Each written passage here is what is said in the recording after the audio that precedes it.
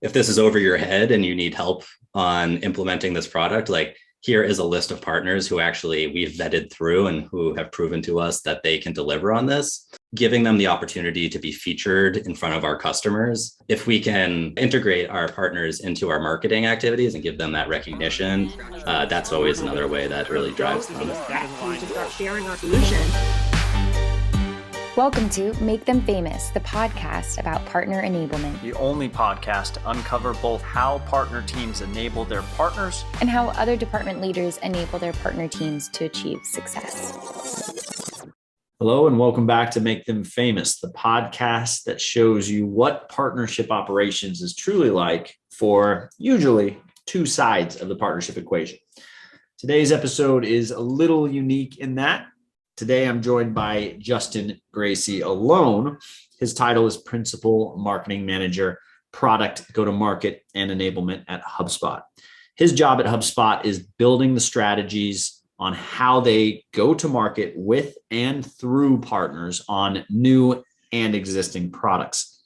This includes everything from launch plans to activation, enablement, developing and development of their partners across sales enablement, service enablement, and marketing.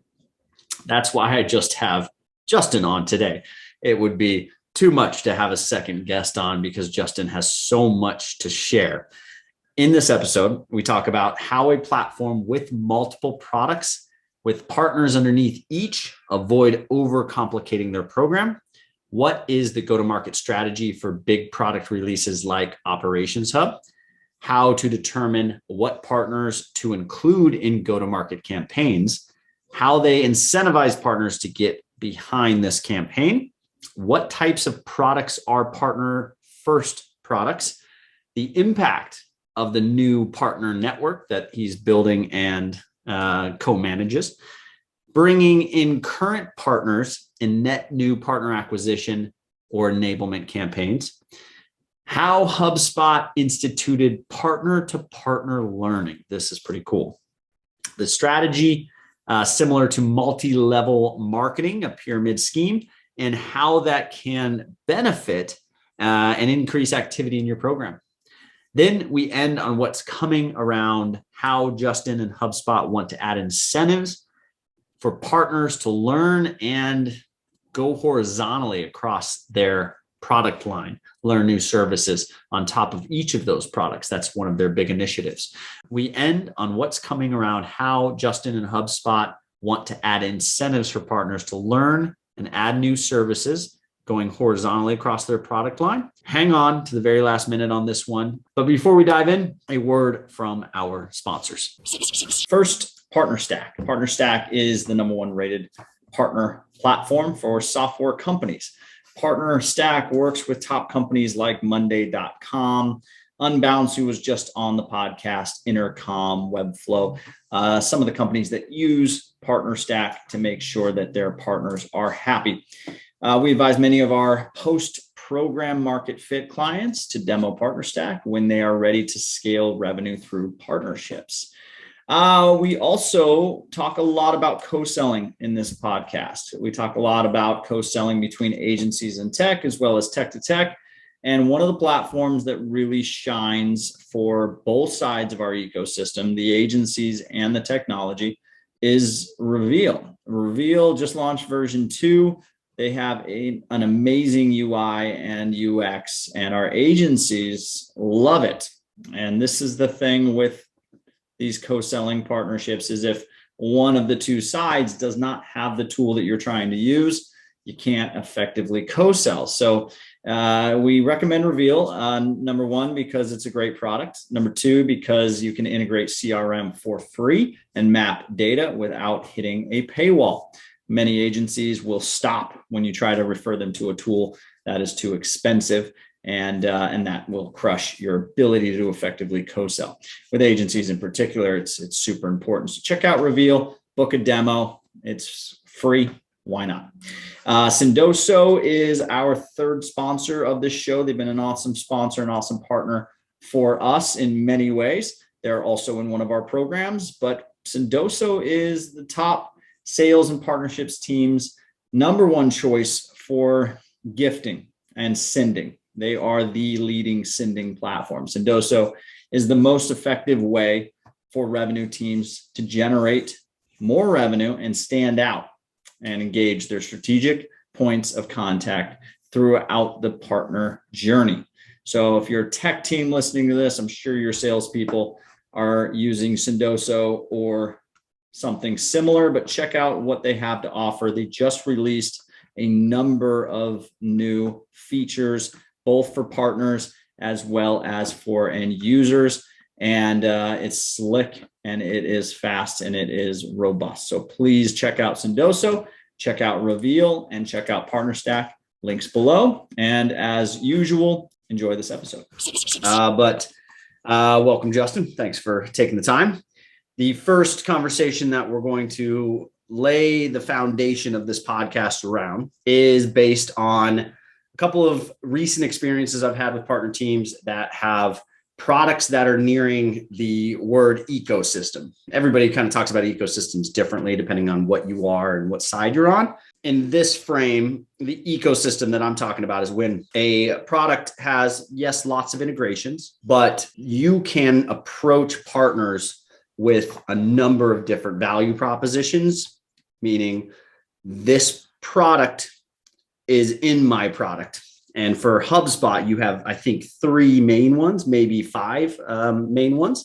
But there are a number of products that started as something, chat, marketing automation, CRM, something like that. And then they buy another company or they build another product. And that product in itself can be its own partner program. It can sustain business. It can have a life of its own. And the company wants to promote it. The company wants to drive traffic, wants to drive partners to it. Justin is sitting there sort of in between CEO and partners, if you will, just to make it simple. There's a lot of more people involved there, but let's Definitely just say you're the middle of the bow tie between CEO or board leadership, whatever, and the partners. And you have new products rolling out. The last thing you want to do is overcomplicate things for your partners and be in a relationship with them where they feel like you're just pitching them new stuff every 6 months because you have so many different products coming out. But I want to talk to you about how a platform product like HubSpot with a big ecosystem, how do you avoid overcomplicating your partner program? Yeah, sure. So I do think it's a little bit important to go back to set some context around like where our program started and like where HubSpot started, because that was like really unique for HubSpot was the organic growth that we had both in the product and the ecosystem. So if you think back, for those who don't know, that, you know, HubSpot started as a single product it was basically marketing tools for marketers. And when the VP of the program at the time introduced the idea of a partner program to HubSpot, it made sense to focus on marketing agencies, right? So the agencies that are already doing the services on behalf of clients, and they were looking for the platform of choice to give those clients to help, you know, succeed at what they were trying to do with marketing. But as the platform grew over time and we've added Sales Hub, CMS Hub, so like web development, service operations, and now even like payment processing, like go-to-market has become, of course, like you mentioned, like exponentially more complex. And then the interesting thing is also layering on top of that, the growth and evolution that we've seen of our long-term partners, the ones that started as marketing agencies, and then have now grown with the platform to become sales consultants and become web developers and to implement help desks and things like that. So there's that piece that we've kind of taken them on this journey. So compared to like a company that's acquiring these different platforms and programs where like they kind of have that set persona that they're targeting, we've had this program where we've kind of grown these partners through our product essentially. That's not to say like today we are acquiring targeted partners in each of our core areas, but really what it gets down to for me is around the $1 million question of like the who, the what, and the when. And ultimately, we don't want to spam our partners who are primarily focused only on web development within the CMS with a new sales tool that we're releasing on our sales product and things like that. But at the same time, there's those long-term partners who we kind of call full flywheel partners who do all of the software within the platform. We want to make sure that they have everything that they need, right? So there's this like huge mix, and it gets for sure confusing. And back when we rebranded our program a couple of years ago, we were the agency partner program and then became the solutions partner program. And we had considered doing, different programs, having like an implementation program, an integrator program, keeping an agency program or something like that. And ultimately we said like, that is going to cause too much confusion, to your point. And we went with solutions partner program, and that was a nice blanketed approach because that's what these partners, no matter what they were doing, they were offering solutions to customers. And then within that, we kind of let them play to whatever expertise they have or want to have so they can grow within our program. And so now getting back to your question about like, how do we navigate all of that and keep things like in check? So there's a few different things that we've deployed at HubSpot that get at that. And it's by no means perfect. So credentials and certifications has been one area, and we're continuing to invest in that space. So for instance, we've got a Sales Hub demo certification. So if you're a partner that thrives at selling, but not so much on the delivery of implementations and complex CRM implementations, like you can take a demo certification and then we can identify you by your badge status essentially in our program. We have the Sales Hub implementation certification. So if you don't thrive on the selling side, but you're thriving on the technical implementation side, we have a way to certify and identify you that way. And then beyond that, we're starting to lean more into like the choose your own adventure learning path approach, which I think we're starting to see that across a lot of programs today. So whether that's by partner type within the solutions partner program, or if it's role based, making sure that they get to kind of choose the path they want to go down, because that's what we want to do is provide the flexibility for partners to grow into different areas and deliver. And then the last thing I'll say is an area that we're starting to look at now, which is really this matching idea. So regardless of your expertise, or, we have all these different partner types within our ecosystem that are, good at doing certain things. And we want to be able to match those partners that have certain expertise to the customers that need it. So internally, we have a system that we've been using called Find a Partner, where our sales reps can basically put in a request and say, hey, I have a customer on the call right now who needs help building a website. And here's like the size of that customer, the industry they're in. And then on the back end, we get to actually match a group of partners to that customer who can then pitch that customer. And ultimately, it gives them hopefully a better fit partner instead of them going out and trying to find one. And then we're bringing that even further today with a service that we've built called Hubspot Match. It's a web app. And essentially a customer or a partner, because we see a lot of that partner to partner, can go in there and say like, hey, I need a website built, or I need a web app built, and they get to select all this and put in their budget. And then on the back end, we've got a repository of partners that fit those criteria, and then we match them to them. So a ton of different partners, and we're trying to find ways to allow the flexibility, but at the same time, guide the right behaviors, if that makes sense. Yeah, no, that's a good overview. And the important things to understand there are HubSpot has acquired, 10 or so, 12 maybe companies. Some of those companies may have had partners that came along with the acquisition, right? PieSync, I think, probably had some agency solutions partners. Motion maybe too. You have decisions you have to make when you're rolling all this stuff up, whether or not you call them this versus that. And that in turn can really dramatically, negatively or positively affect how partners, how close they are to your actual brand and your program.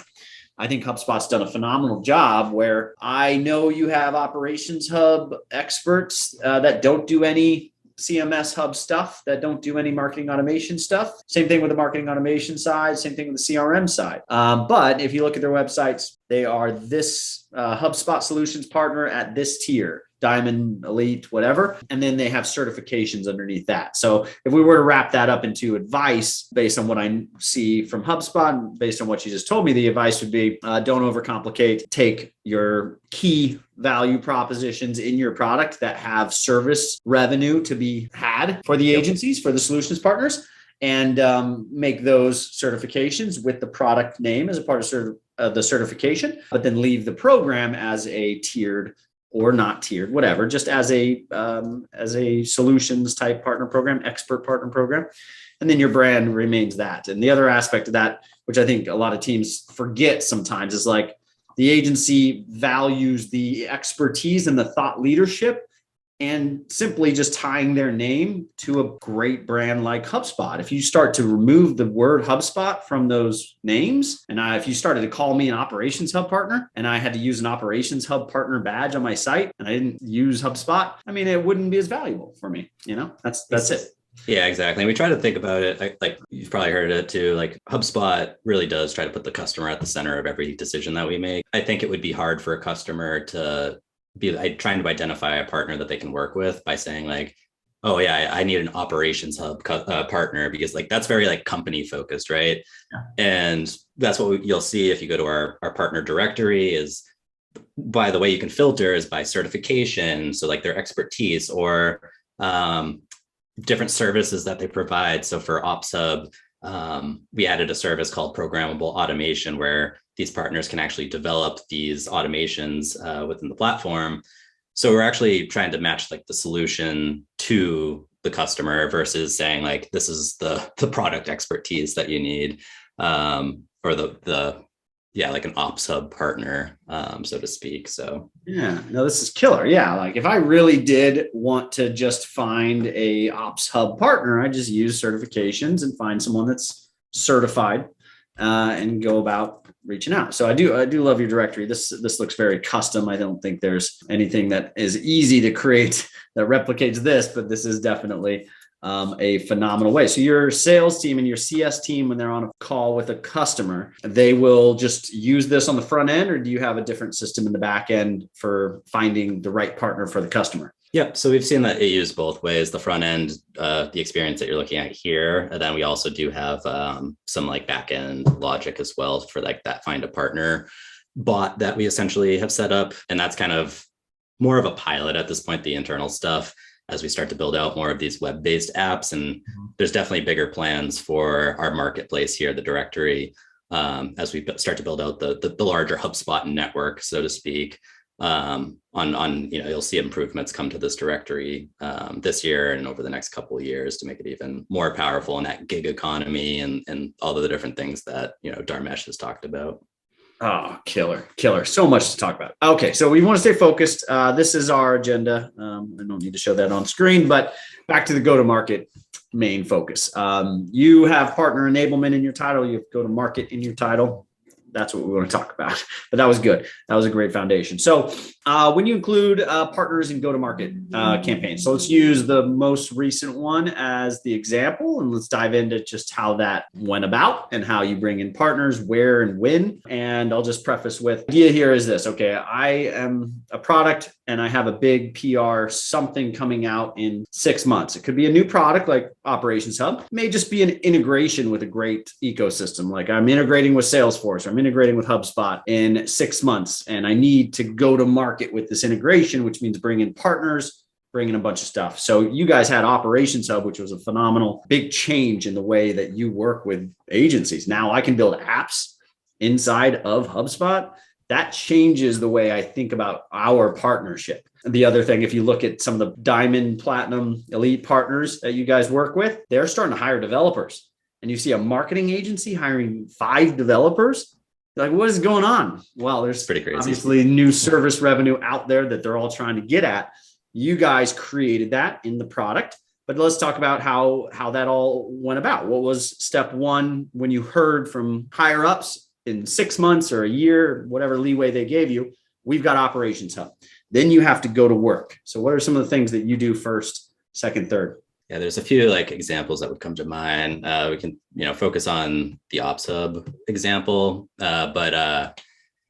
So the first thing I always would start with is like, what's the outcome that we're looking to achieve? So like talking to the right stakeholders, our go-to-market leads, our general manager of Operations Hub, or whatever the product is that we're focusing on.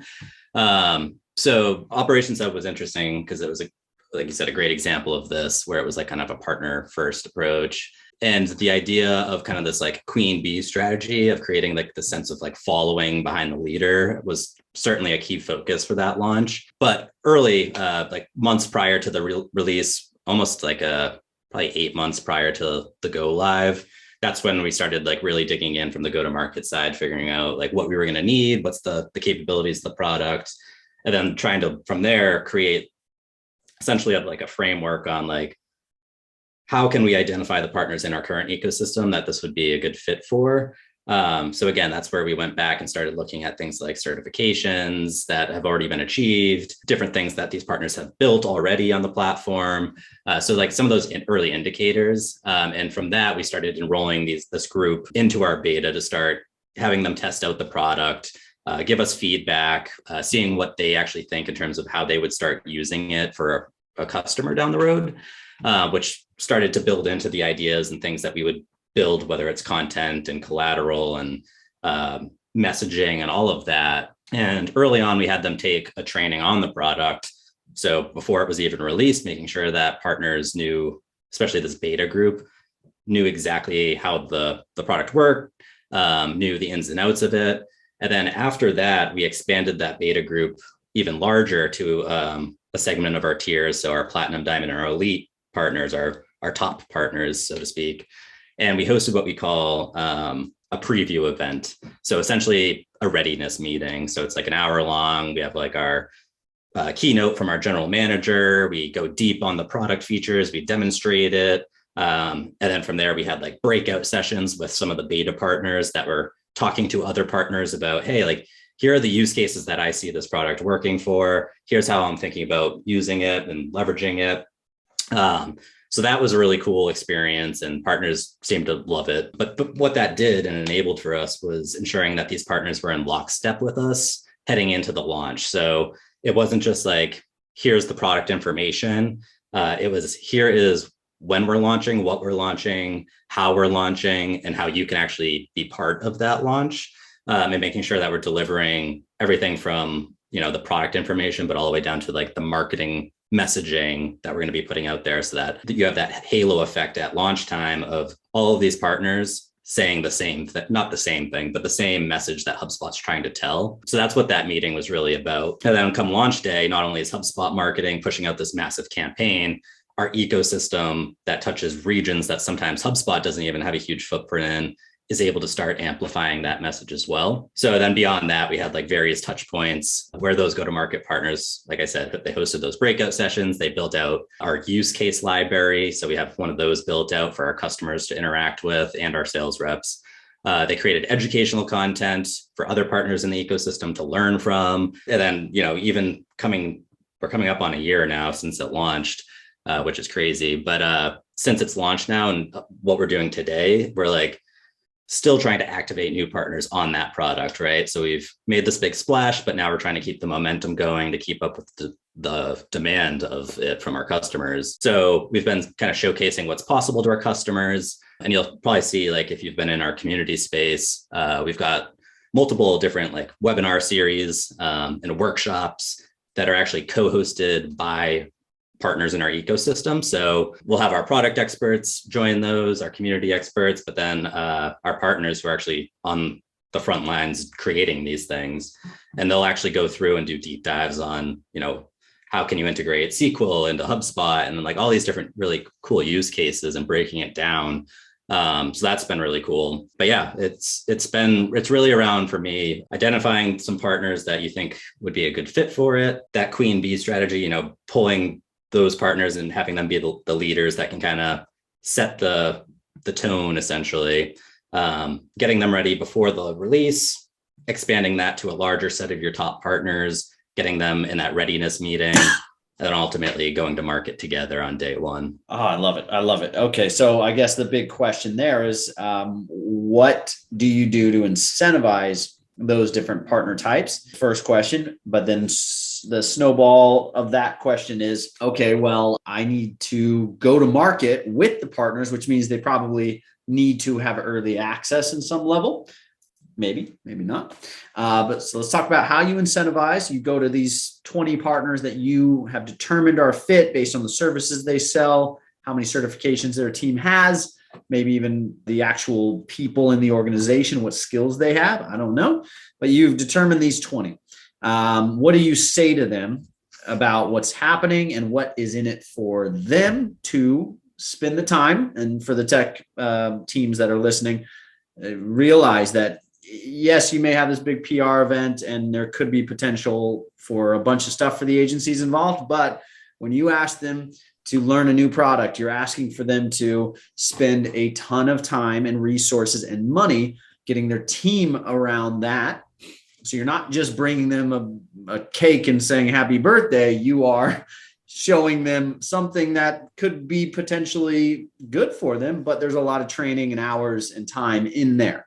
So Justin has to incentivize them to take that time, learn the product, build something for the release or the go-to-market launch. So how do you do that? How do you have that conversation? Personally, I feel really fortunate to have the ecosystem that we have because our partners they are advocates of HubSpot. They love HubSpot. And I think a lot of the products that we do release, obviously we're releasing products that solve for the customer, but at the same time, we're releasing products that were pain points for these partners, right? They were coming up and trying to create workarounds using so for Operations Hub, they were using webhooks and then having to, create custom solutions themselves. And it was like labor intensive. So when we think about like a partner first product where like, we know they're going to be excited about it, usually like that's like the first thing is like the pains that we're removing for that partner. And they just light up right away when we're saying like, oh yeah, like here are the features and here's what would be possible on like day one. And here's where we're trying to bring it, come 6 months, 12 months down the road. So that's the first thing. And then also laying out where the white space is. So that's been a hot topic within our ecosystem is like,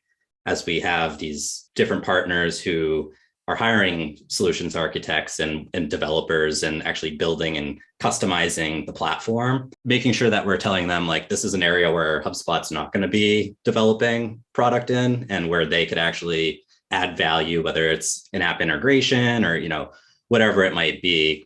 And you're starting to see a lot of that pop out. So that's another way we can incentivize them. And then the other way, and we're not doing enough of this, but we're starting to really dig more into this. And we did this for Operations Hub and CMS Hub launch was the biggest opportunity for these partners. And the thing that's going to get them their ears to perk up is, they want to grow their business, right? So HubSpot has a massive customer base, massive network. Giving them the opportunity to be featured in front of our customers, like that is huge for them, both from brand recognition, but then those customers that, so let's say the Operations Hub launch, when we sent out our customer communications around it, we layered in like, hey, here's our new product. And by the way, if this is over your head and you need help on implementing this product, like here is a list of partners who actually we've vetted through and who have proven to us that they can deliver on this. So when going to market, like getting them in front of customers, and that leads to more business for them. So that's a huge value driver. And then like you could also pull that into the benefit of like, and we don't do a ton of this yet, but we're hopefully planning to, is the marketing angle. So HubSpot's got a massive marketing engine, a huge network on every social network and following. It's kind of like a cult following, right? And if we can integrate our partners into our marketing activities and give them that recognition, that's always another way that really drives them. Awesome. Yeah, and that's a good answer. And yeah, I think you were right in the beginning when you said, you guys are HubSpot, and most of the listeners are not in that sense. They don't have that brand exposure. They don't have that potential. They don't have the partners coming to them with, I want to do more. I want to do more. And most of the people listening are trying to figure it out. They're trying to figure out how to make partnerships work. You guys have figured it out. That's why you're on the call. But let's talk to those that haven't figured it out. So hypothetically, you are just starting your partner program. You don't have affinity. You don't have a big product release that'll create a whole bunch of new opportunities for partners, but you're integrating with different ecosystems like HubSpot. I think what I got from your strategy is this: you have something going on that's going to create PR for your product. Your marketing team is going to spend money driving traffic to landing pages on your site about the product. Your marketing team is going to post on social. Your sales team is going to be talking about it. You can roll partners into that PR event and make the PR the incentive, meaning this. So if you have an integration with HubSpot coming out, you would go into your partner ecosystem or cold, go to HubSpot partners and say, hey, you know, our product didn't integrate with HubSpot. We're about to. We are able to bring 20 partners into this PR campaign. We're going to post articles that you write for our blog leading up to it, mentioning use cases for what this will do for the users. We'll include you in a partner directory of those that are experts in HubSpot, so that when our users need help with this integration, our CS and sales team point to that directory and say, those are the teams that can help you, and then have some other incentives for them in that conversation. And of course, you're asking them to spend their time to learn it and develop a tighter relationship with you. So you have to do all that in between. So have some good incentives and talk about numbers, how much traffic you expect, what's going to happen, and use that as your go-to-market. If you're not thinking about it like this giant ecosystem play, you're thinking about it like a PR event in 3 to 6 months. Who can benefit from that in other partner ecosystems? Pick a small number, not 100, not 200, but something that'll make them feel really special and get them into the funnel all over the place. Directory, blog posts, social posts, and then execute effectively. So anything on that? Yeah, no, I'll just add to that. Like, if you're small and starting out, like, we've started to move away from this over the years now, but like early on, like HubSpot's blog, like, you know, obviously HubSpot inbound marketing, like we drank our own Kool-Aid and we're doing inbound marketing ourselves. That's how we got kind of to where we are. But you think about like, all right, well, who is going to be the expert that can write good content that's going to get found on our website? Like, we were leaning on our partners to do that. And like, that's a value add to them. They're getting featured on our blog, and then we're getting value because they're, you know, an expert on XYZ and XYZ industry. And now people are coming to HubSpot. It's helping us. It's giving them brand visibility. So like, that's something as you're starting out, like you can lean heavily on your partners to get them invested into doing kind of like that co-marketing on the bloggings for inbound marketing.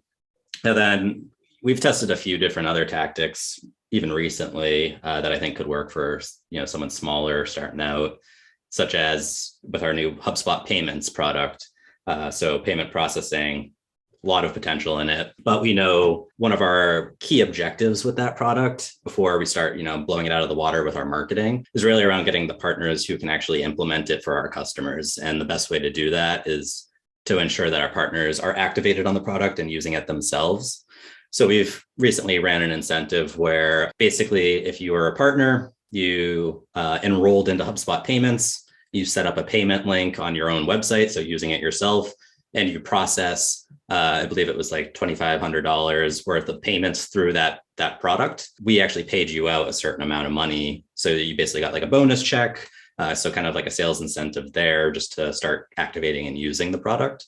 And so if you're looking for like a go-to-market play on like, you know, we just need to incentivize partners to actually use the product so they know how it works, and then how they can actually implement it, and it gets them thinking about the various use cases. That's one way that recently worked really well. Oh, I love that. Yeah. So again, not for everyone, because it does take money, and some of us are pouring money into product and teams, and we just don't have that. But I do like the fact that you can make a case to say this. So like, I'll turn that example back to the, I've got a new integration coming out, and that's the release, because most of the people listening won't have this type of product release, but they will have integrations always. We're coming out with more integrations, right?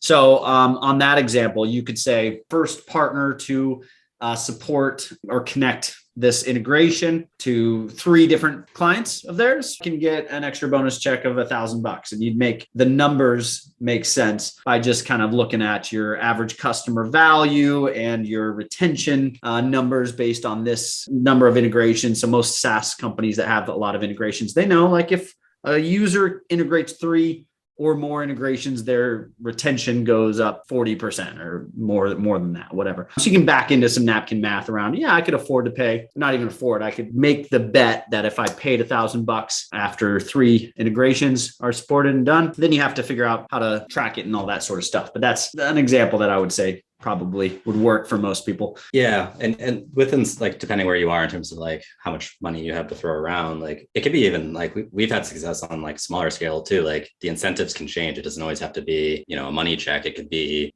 winner gets a Patagonia or something like that. Or on the other side, if it's like, hey, we need, and this is something we're actually playing around with now, is like, if we need more partners who can you who have yet to sell, say, the CMS product, can we incentivize them to set up their and build their first website? So, hey, if you build your first site in the next 2 months and get it live for any client of yours, you get XYZ. And, that could be swag, it could be money, it could be anything like that, but just getting them using the product, that's always like a game changer.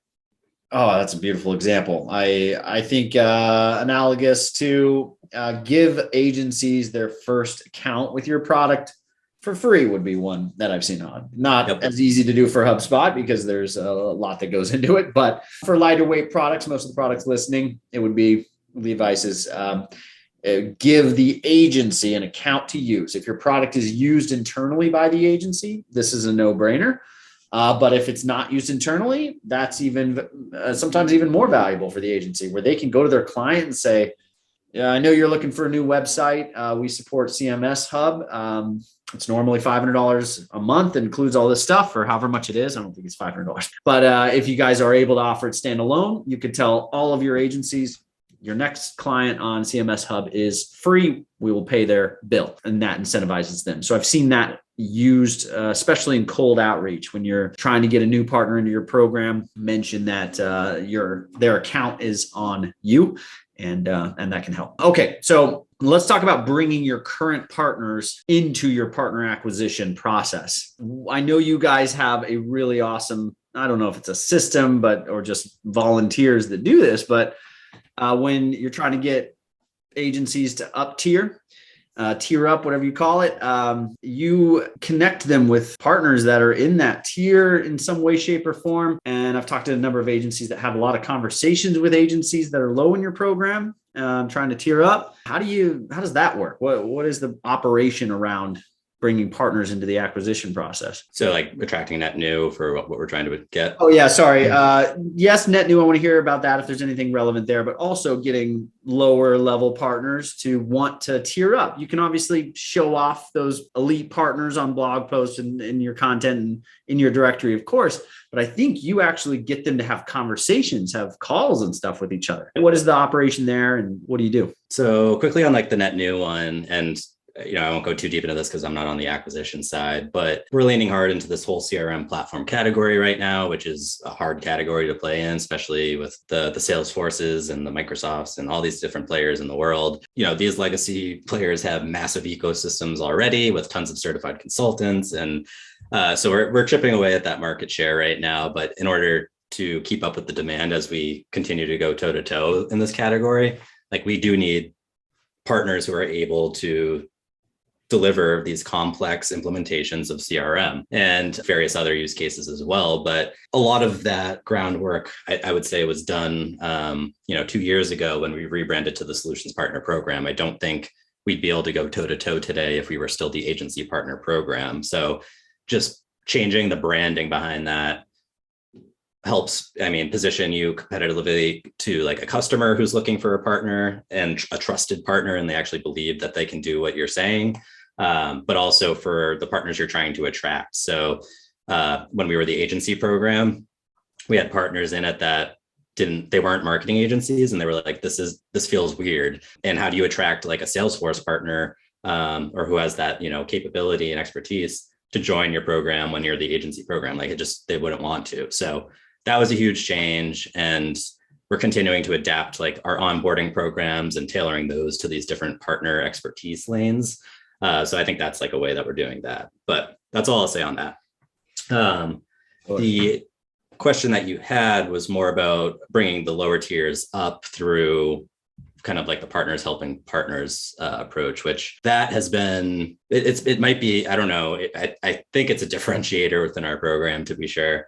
But yeah, that's something, myself, Dan Tyre, if you've known Dan Tyre at all, and David Winehouse and a bunch of others in HubSpot have really shepherded, is this idea of partner to partner learning. So we've got various communities that facilitate that to happen like organically. So we've got our partner community group where every day folks are asking each other questions like, what tools are you using? What software?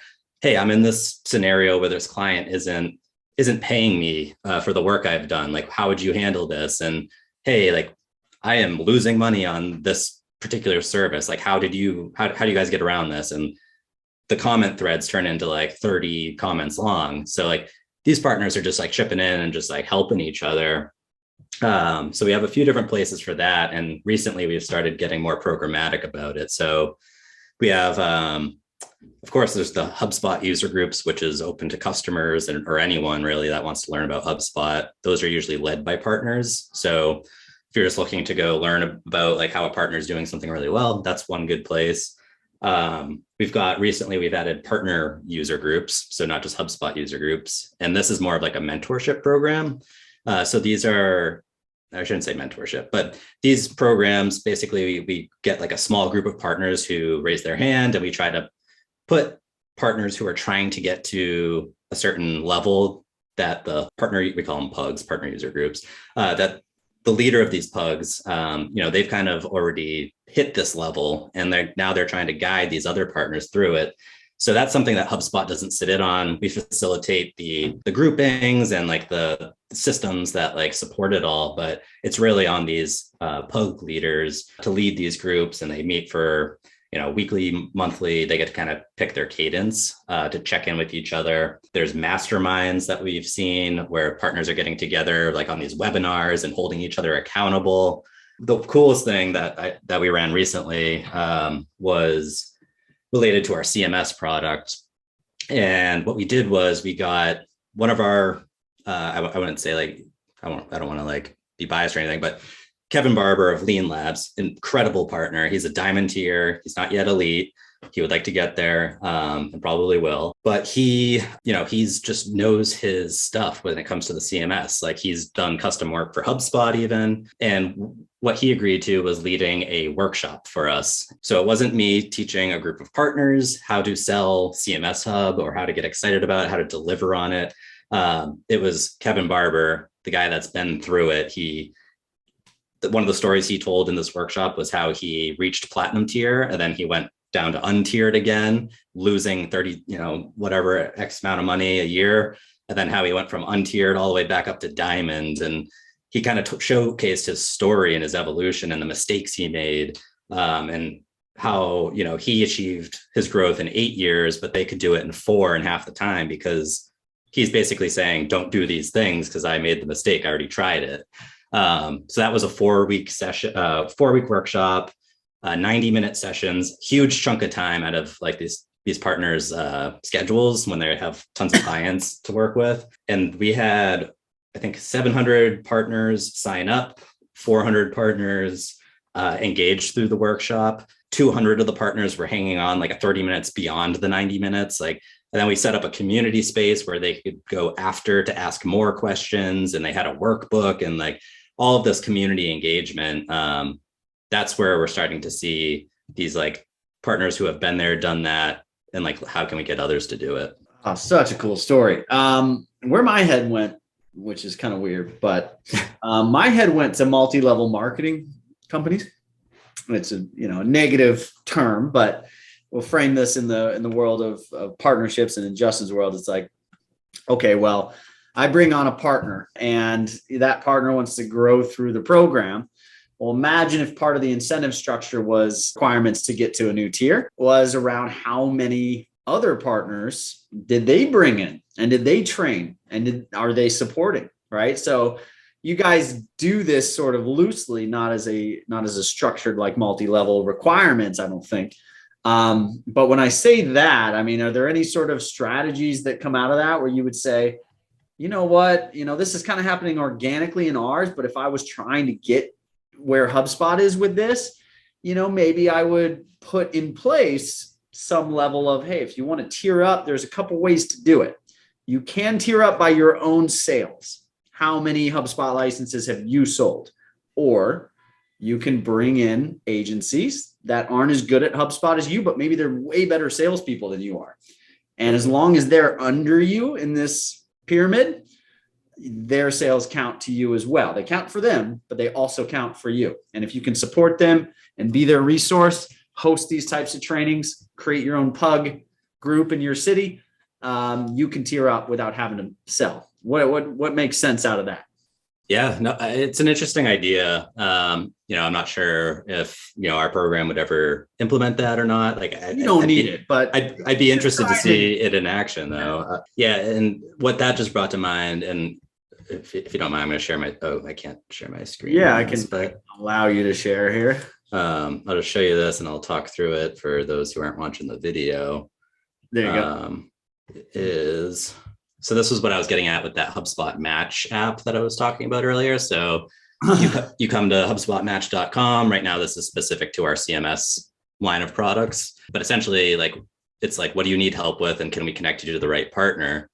Now, the interesting thing is on this site, you'll see different categories. Like, I want to build something new. I want to make an update. I want to migrate my website. And then you see this fourth bucket, which is train my team, like learn the ins and outs of HubSpot from a pro. Now, these are usually partners who are, getting connected through this.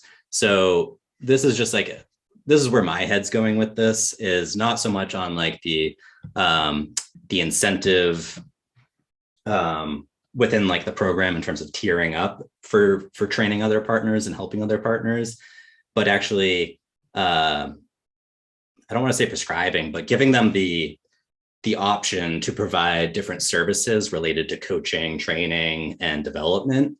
And basically what that does is you're creating a new revenue stream for these partners who know what they're doing. And, one partner that comes to mind is Impact Branding, who's an elite partner in our ecosystem. They actually have a whole program in their business that's built around agency training. So they will, if you pay them, whatever much it is, they have e-learnings, they have live sessions, and they'll actually train your team and help you, whether you're a business owner, you're a salesperson.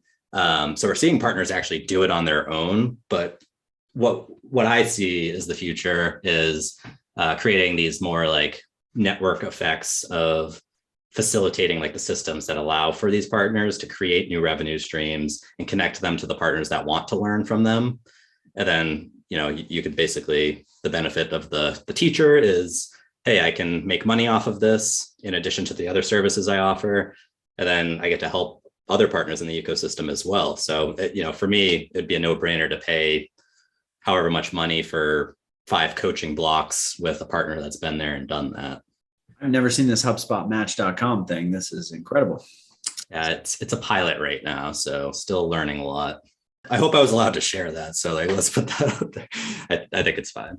Yeah. Well, let me know when you get back to work after this.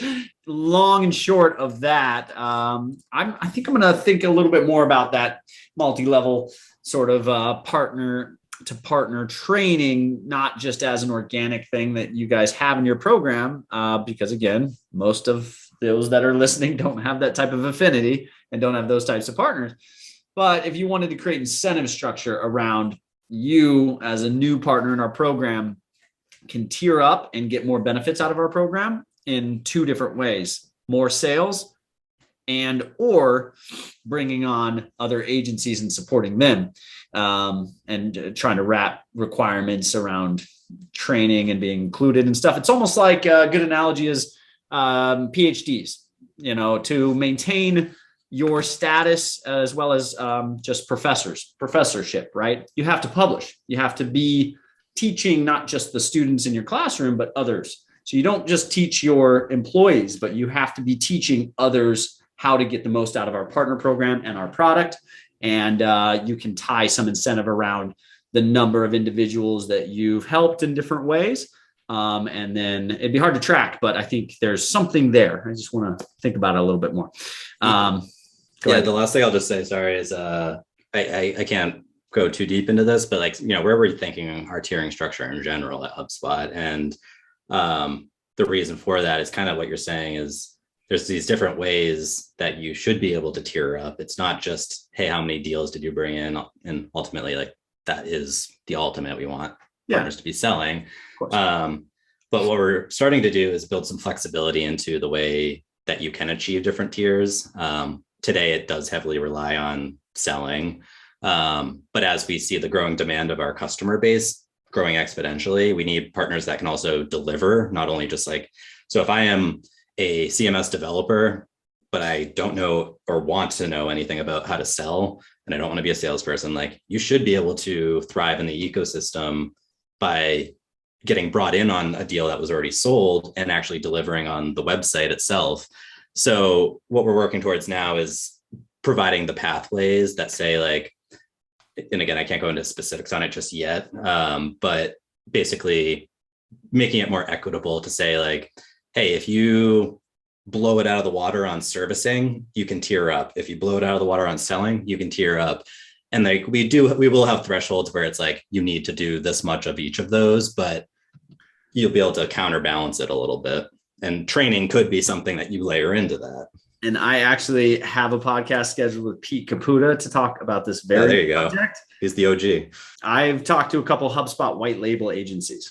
They are not incentivized very much by HubSpot to be partners in any way because they sell to other agencies, and HubSpot and any other product out there, the end agency that is delivering the service is technically the partner is getting credit for that. So you can't give credit to the white label agency behind it.